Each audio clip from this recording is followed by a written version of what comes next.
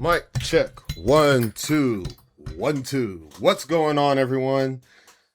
It's me, the Moonlight Pundit, back again with another video. Now, I had to really think about this video. And the reason I had to think so deep about this video was because for some of these, I just had zero clue. We are about to build the FIFA World Cup frauds of the tournament. Now, let me explain what I mean by that before we get into it. I'm not picking the worst 11. I'm picking the frauds of the tournament. That means people that we expected to play well, but they didn't. That is completely different from the people that is completely different from the people who played the worst, excuse me. Because if it's the people who played the worst, of course, Tunisia's starting 11, the entire Tunisian starting 11 will be in here. But we're not talking about that. You know what I mean? So for this, I will give my complete 11, and then I'll also give honorable mentions. All right? All right. Now, I will say, for some of these, that I will put here, some of these positions are very difficult for me personally to put someone. Now, if I missed someone, like someone so clear, and you're just like, how in the world is this person not here? Please let me know. Please let me know. Please let me know. Because I'm genuinely curious. I have stayed away from everyone's videos because I know FNG, I watch FNG a lot. FNG made his own video of this, and I have completely stayed away from it.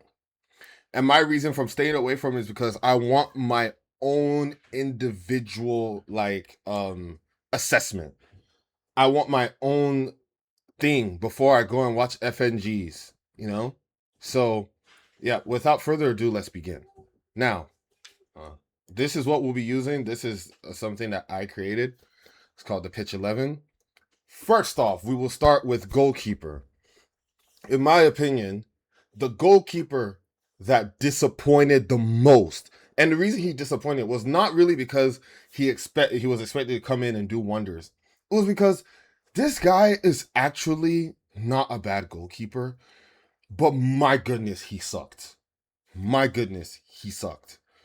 The goalkeeper that I want to highlight is Muslera. Muslera, in my opinion, was so disappointing.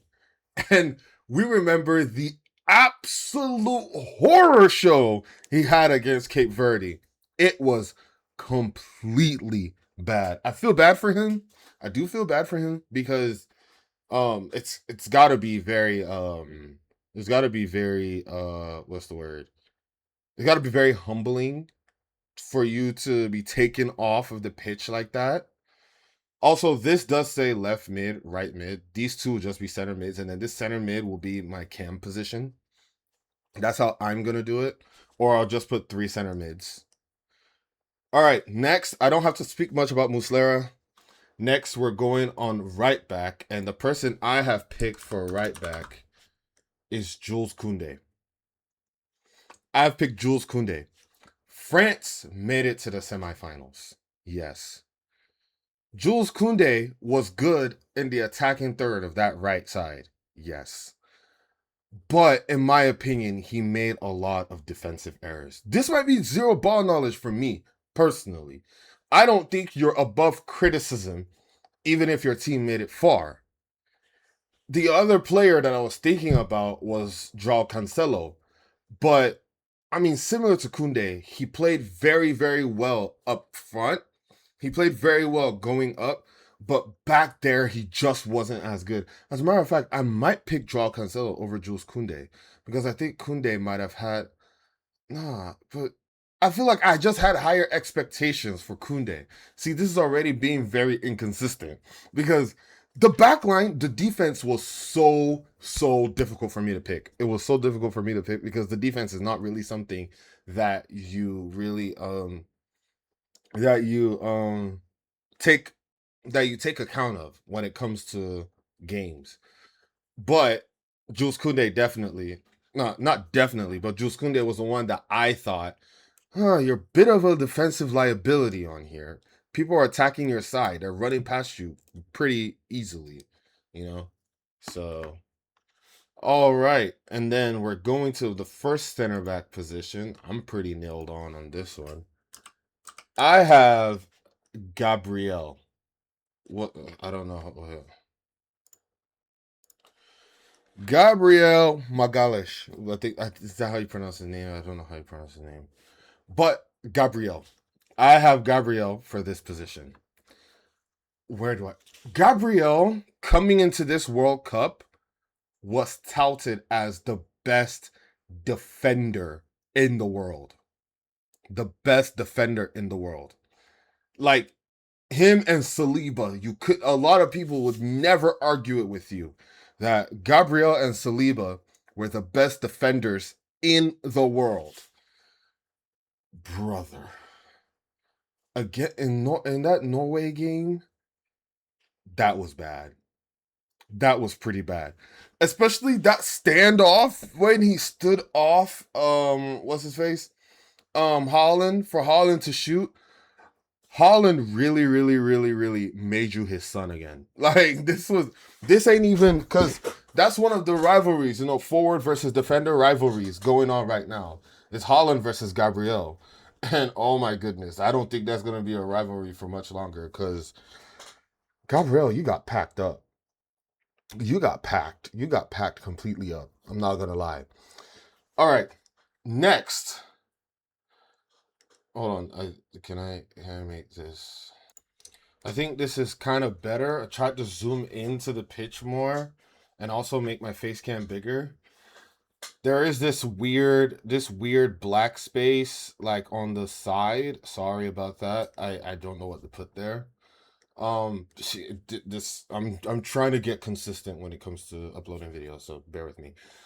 But yes, I think that this whole Gabriel versus Holland thing is done. Gabriel, in my opinion, disappointed me, especially for someone who is coming in as the best defender in the world. In my opinion, you were more of a liability than Marquinhos. Marquinhos, in my opinion, was pretty good. Pacho was good. He just had a very terrible Ecuador team. And next center back that I want, sorry, I have it here. Next center back that I'm personally bringing in, now I am going against my little thing. Tim Ream. Bro, what was that game against Belgium? I don't even think I have to say anything.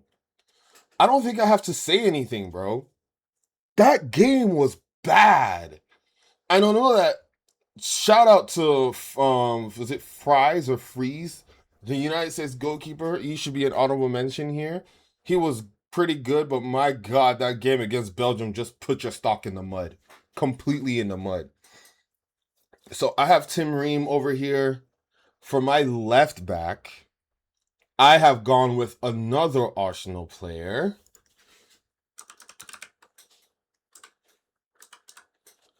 Piero Hincapié.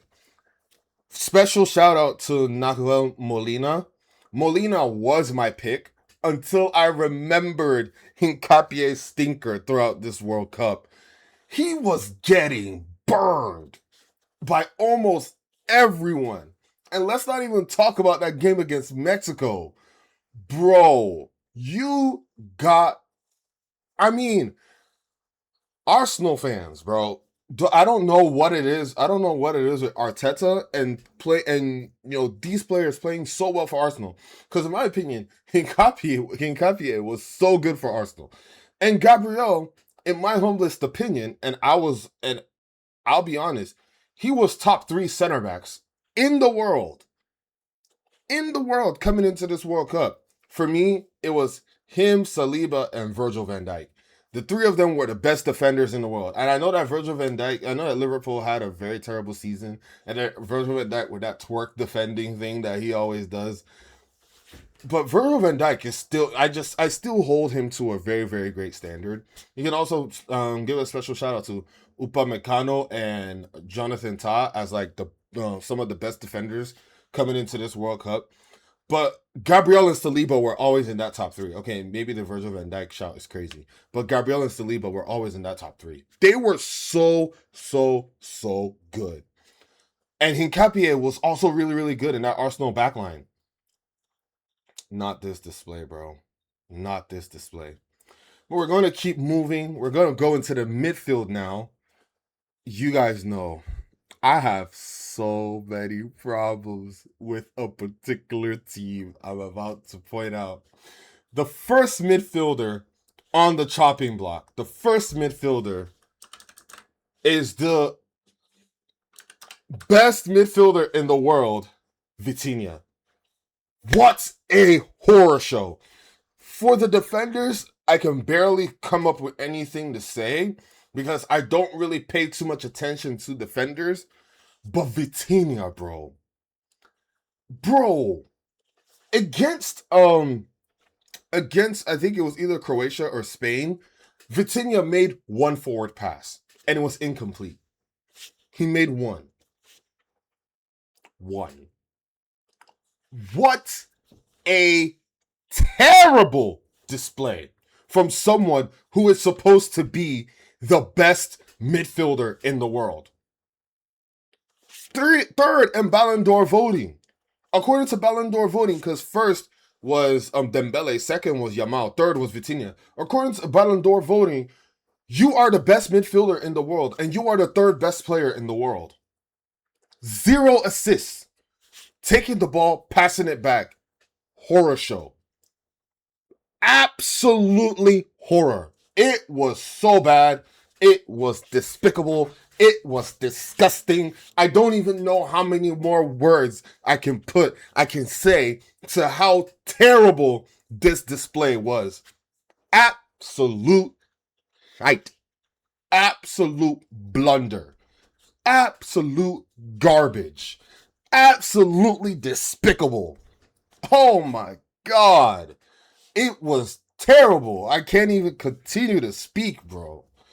Oh, let's just go on to the next person. And you guys already know the next person that's coming up. The next person that's coming up is Bruno Fernandes. Brother, you are the Premier League's best player of the season. And all you can muster is one pass? I was like, one assist? One assist. And I don't even want to hear it. I don't want to hear, but they're not finding that Ronaldo is a problem because Ronaldo is not giving them much to work on. There were so many times, and I was on the calls with my friends when we were watching these Portugal games. There were so many times Ronaldo was running into space and no one played him in. And how in the world are you supposed to play someone in when you're busy passing back and passing to the side the whole time? Bruno Fernandes. I'm talking to you specifically because, in my opinion, I've already written Vitinha off as a system player. He's Enrique's system player. If you don't play with Enrique's system, he can't be good. Bruno Fernandes, we've known you a lot better. You have played under worse coaches. You played under Erik ten Hag, for crying out loud. You played under Erik ten Hag. We know that you can manufacture something out of nothing. And at the end of the day, everyone can blame the striker all they want. Bruno Fernandes still shined while having Rasmus Højlund up front. You have no excuse. Because the problem with Højlund was that Højlund's positioning, number one, his positioning sucked. And number two, you would still find him and he would just miss the chance. Højlund was trash. Højlund was just garbage. You have Cristiano Ronaldo. Yes, he's 41 years old. I agree. He's 41 years old. But, okay, don't play in Ronaldo. Play in the other wingers. You still couldn't do that. Because when Joao Felix was on the pitch, I would see him making runs, and you couldn't play him in. The only good game Bruno Fernandes had was against Uzbekistan. That's the only good game you had. Every other game was just, bro. And yes, I do hold Roberto Martinez accountable for a lot of the BS that Portugal was playing. But oh my Jesus. Bruno Fernandes, you are so much better than this. Like, you are so much better. You are clear of this. You can do better. I know you can do better. All right. So, yes, that was an absolute horror show for Bruno Fernandes. Next. Here, I'm going to use a cam. I'm using a cam slot here. And for me, this one is Hakan Çalhanoğlu. The other person I had on here was Omar Marmoush, because Marmoush was so bad. Marmoush was so bad. But the reason I don't have him over Çalhanoğlu is because Marmoush was getting benched all season by Pep. I mean, nobody had Marmoush in their head coming into this game, coming into this World Cup. Marmoush was so bad. Did he even play against Argentina? Like, I don't even think he got subbed on. He was that bad. Another person I was thinking of putting here as another center mid is Pedri. Pedri was disappointing. Very disappointing. To the point where they just removed him and put in Fabian Ruiz. And then Fabian Ruiz came in and was actually playing well. Pedri pissed me off when he replaced Fabian Ruiz, because he started playing the ball back instead of playing in Nico Williams. And it was pissing me off, because I know you play so much better in Barca. But, in my opinion, no central midfielder, especially central attacking midfielder, disappointed me more than Hakan Çalhanoğlu. And while I should be happy that he played bad, because I am, at the end of the day, a Juventus fan and he plays for Inter, I always want to see my league people succeed, because when you succeed, I can't drag this? So what's the feature for? Oh, I can only drag to replace, yeah. But, like, my goodness. And then, another thing, Çalhanoğlu was talking so much crap to Australians about the Australian team, and got absolutely wiped. Absolutely wiped. You guys, like, they mopped the floor with you. It was bad.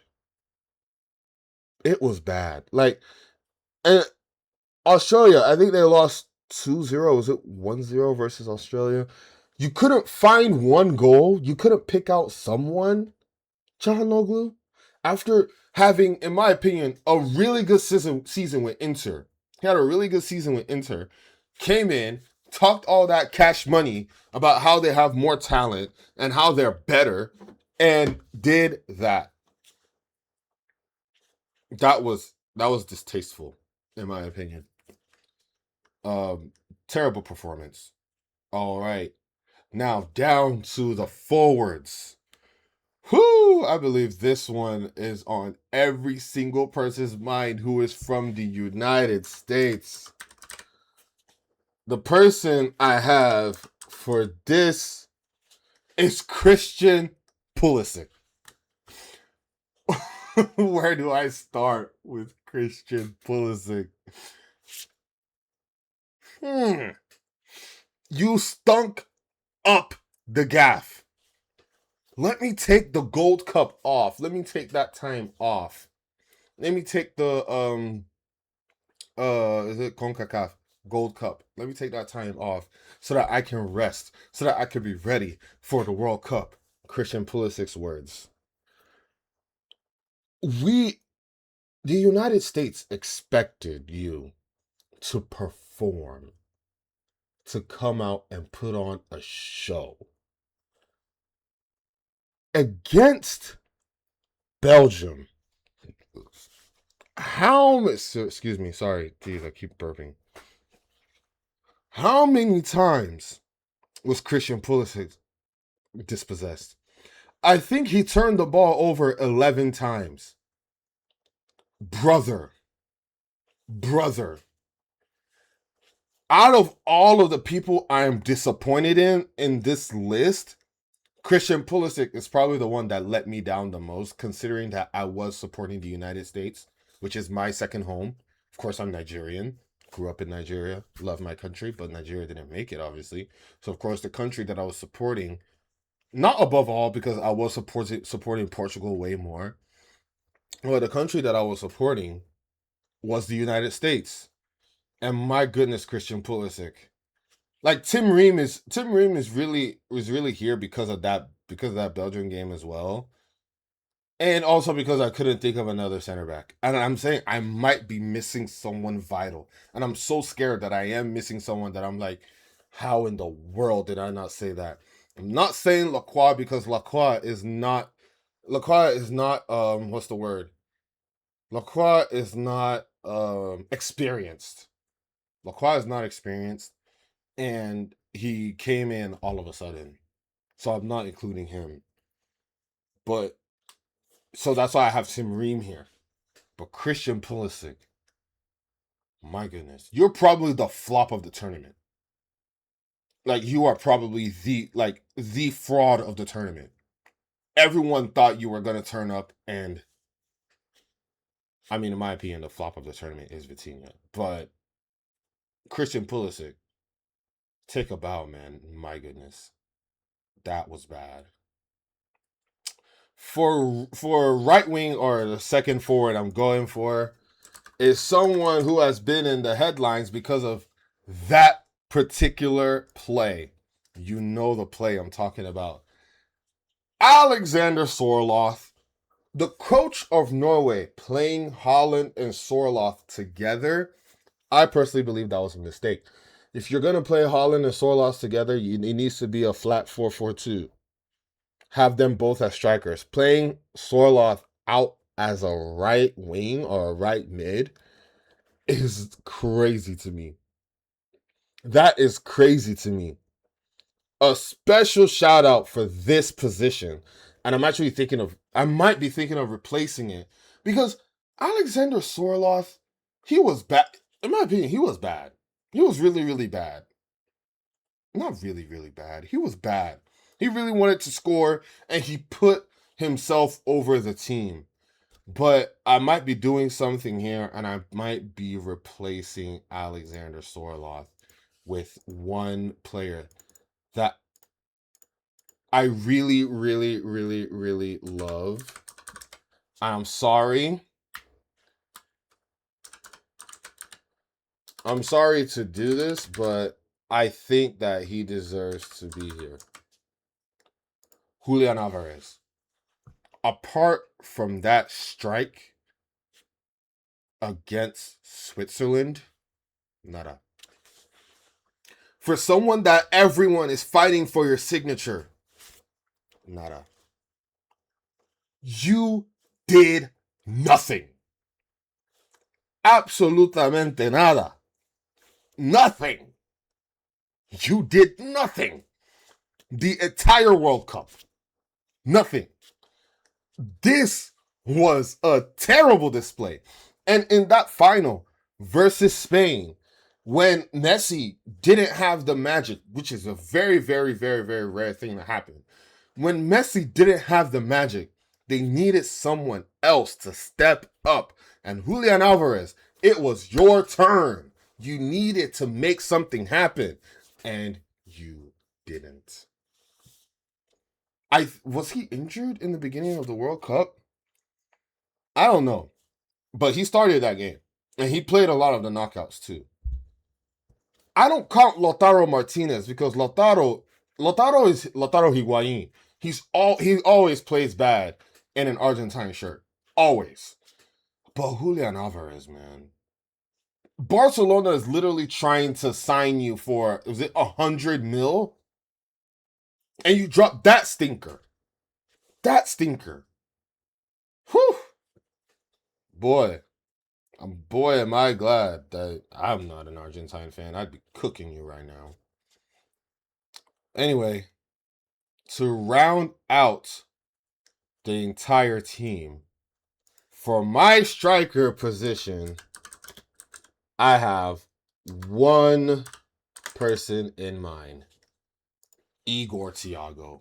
The person that was brought instead of João Pedro. Where do I even begin with you? And I know I say it a lot. Ancelotti took one good look at you in that one game and said, never again. Bro, you were completely anonymous. Such a disappointment. It made, bro, you played that bad. It made people really say, I wish we brought Richarlison. Do you know how crazy that is? Do you know how crazy that statement is? I wish we brought Richarlison. Richarlison. Richarlison. I honestly believe that, like, as soon as they removed Igor Thiago, but I said Barcelona, Brazil started scoring goals. Mateus Cunha for Igor Thiago was probably the biggest brain substitution in the entire World Cup. You were supposed to be the goal machine. You were supposed to be the goal threat. Bro was nowhere. And it only took one look for people to be like, for Ancelotti to be like, oh yeah, no. And this is very, very different because the way Brazil play, like, you provided nothing. You provided nothing. And yes, I will get to you. Excuse me. I'll get to you, Ronaldo haters, because some people would put Ronaldo in here. Ronaldo is a 41-year-old man that scored 3 goals. He scored a brace at 41. I was personally when the World Cup started, my statement was, I just hope Ronaldo scores. That was my I'm not gonna lie, I had very, very low expectations of Cristiano Ronaldo himself. And he definitely surprised me personally. At 41, scoring 3 goals. At 41, you know, in my opinion, he does not deserve to be here. Igor Thiago deserves to be here. Of course, Julian Alvarez. Of course, Sorloth. Of course, Pulisic. You've got Darwin Núñez. Darwin Núñez definitely deserves to be here. You were garbage. Absolute garbage. You were bad. You are that is definitely a fraud of the tournament. Absolutely ruined my fantasy. And also, people want to have Lamine Yamal on here. I'm not gonna put Lamine Yamal on here because yes, he only scored 1 goal. But if you watch the games, he was actually cooking something. He wasn't anonymous. He got the ball. He did his thing. He went. If they actually had like a striker that was, because Oyarzabal was more of a deep striker. Like if Spain actually always had someone there to finish everything, Yamal will have more assists. And don't think I've forgotten about you, Ferran. I haven't forgotten about you. Just because you scored in the final, it does not exonerate you from the absolute trash show that you were giving throughout the tournament. You were bad. Up until that moment that you scored that goal, you were probably the most wasteful person in the entire tournament. You were bad. You deserve an honorable mention. So my honorable mentions, yes. Julian Alvarez ended up replacing Sorloth here. But my honorable mentions are Sorloth, Darwin Núñez, the Shark, Ferran Torres, Omar Marmoush. Those are my, and then Nahuel Molina. Those are my honorable mentions. I initially had Tagliafico on here, but I'll be honest, for how scummy the guy plays, he actually did play well. I personally don't like the way he plays. Plays very, very scummy, very, very much victim football. So, but yeah, damn, we reached 30 minutes. I didn't think it was gonna be that long. Let me know what you think. Hopefully I hit everyone that I thought I would hit. If I didn't hit anyone, please let me know in the comments. Please, please, please. I actually really, really want to know. Until next time, I have been Moonlight Pundit. Thank you very much for watching. Please like and subscribe. See ya.